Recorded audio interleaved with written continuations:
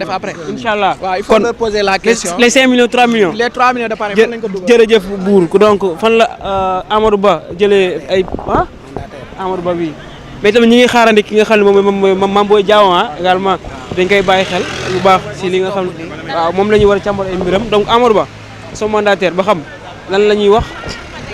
dem nga jox bi dem la ko jox est-ce que loolu tey noonu rek wala gars yi dama leen bañ fil bi Fall da ngay enregistré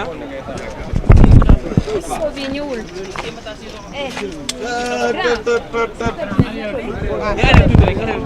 tuuti rek. yéen arrière leen. wal ma jël non mais bu ñu demee nii. lu na jox ñu leen lekk ak yooyu. réew mi moo ëpp solo. doo puus. réew mi moo ëpp solo lekk ak naan. su baaxee rek ñu dem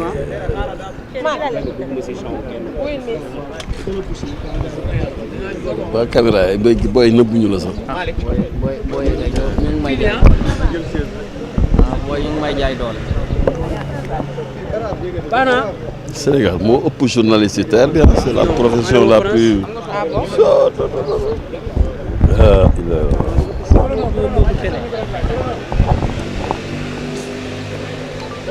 C'est bon, hein? C'est bon. Oui.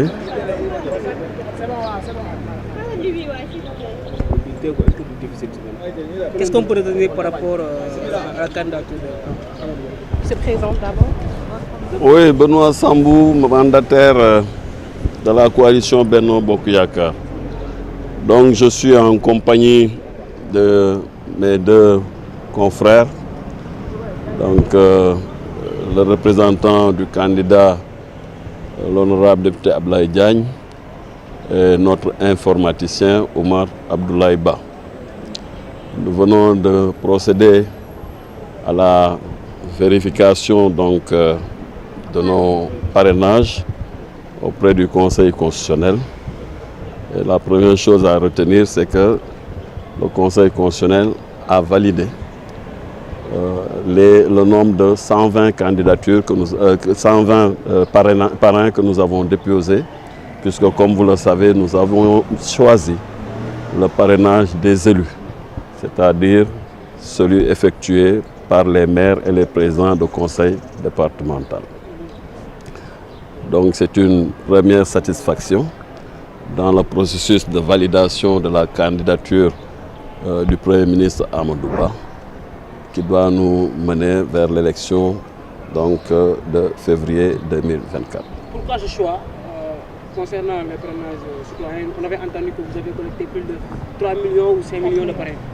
Alors nous avons travaillé sur tous les tableaux parce que d'abord nous partions du principe que le parrainage est un moment d'animation. C'est aussi un moment fort dans la vie d'un parti politique. Et nous avons travaillé sur les 3 tableaux, le parrainage citoyen, le parrainage des élus et le parrainage des députés. Au moment du dépôt, nous avons fait le choix de déposer le parrainage des élus pour être sûr que nous validions notre dossier au premier coup. Parce que, comme vous le savez, il y a eu une pléthore de candidatures et face à la pléthore de candidatures, il est pratiquement impossible de ne pas avoir de doublons. Et nous ne voudrions pas que dans ce dossier, qu'il y ait un seul doublon, parce que nous souhaitions avoir un dossier bien traité et qui nous mène vers l'élection dans de bonnes conditions pour une victoire de notre candidat. Également, le fichier électoral, ça pose problème. Certains mandataires dénoncent une injustice. Au Sénégal, les hommes politiques ont toujours posé le débat du fichier, mais comme on a l'habitude de le dire, nous avons procédé depuis 2012 à au moins 3 audits du fichier et les résultats sont toujours les mêmes, c'est que notre fichier est valable à plus de 98%. C'est indéniable. Maintenant, dans le traitement des dossiers de parrainage, quand il y a des erreurs dans la transcription des noms ou des numéros, effectivement, le système rejette donc les parrainages. C'est à ce problème que beaucoup de candidats ont été confrontés parce que, encore une fois, avec la pléthore de candidatures, le risque était élevé d'avoir des doublons.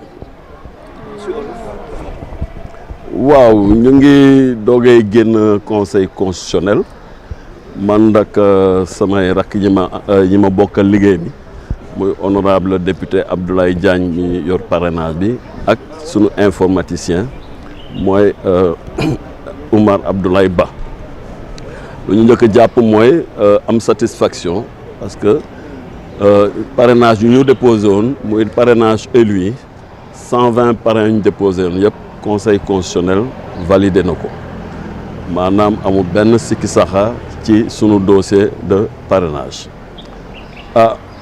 ñu mën cee jàngatee option bu ñu jël mooy option boo xam ne bu baax xam nga ba ñuy dem ci parrainage ñun dañ jàpp ni parrainage moment d'animation politique la donc bañ koy def tamit ñu jël ñetti option yëpp def parrainage citoyen def parrainage des élus mooy maanaam bu maire yi ak président conseil départemental ak parrainage des députés ba ñuy déposer nag ñu jël décision ak sunu candidat ñu déposer parrainage des élus ndaxte wóoroon nañu ni foofu du ñu ci am benn doublon et que dañu bëggoon valider du premier coup sunu ay parrainage parce que wax nañ ko li am ci candidat jégginal dayoo ba nga xam ne forcément munoo fexe ba doo am candidat boo xam ne doo am ay doublon loolu nag moo dal candidature yu bëri parce que fichier bi unique la te ñëpp ci même personne yi la ñuy dem ñun nag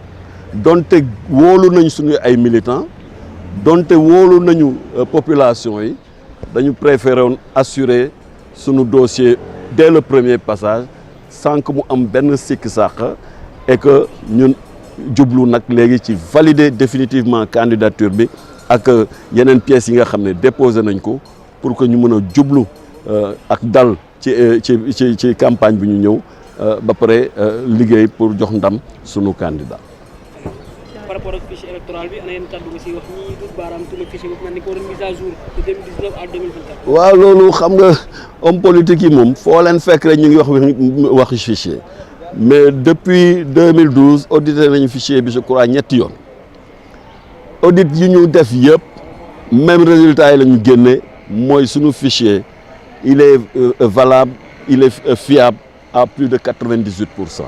Donc problème bi du problème mu fichier mais système de contrôle bi am mooy boo juumee ci ay tur ci ni ngay bindee tur yi wala ni ngay jëlee chiffres yi ak wala ni ngay classer say parrain da koy rejeter bu boobaa ñoom ñu jàpp ni fichier bi la fekk ñoom ñoo juum ci liggéey bi nuñ koy defee parce que nag du liggéey bu yomb il faut nga am ñoo xam ne dañu xarañ ci liggéey bi du liggéey bu yomb moo tax ñu bëri nag tombé ci loolu et que surtout candidat yi ñu bëree effectivement il y avait beaucoup de risques pour que ay jumte am ci biir collecte bi ci contrôle bi. Merci beaucoup. Allez, bon courage et bonne continuation.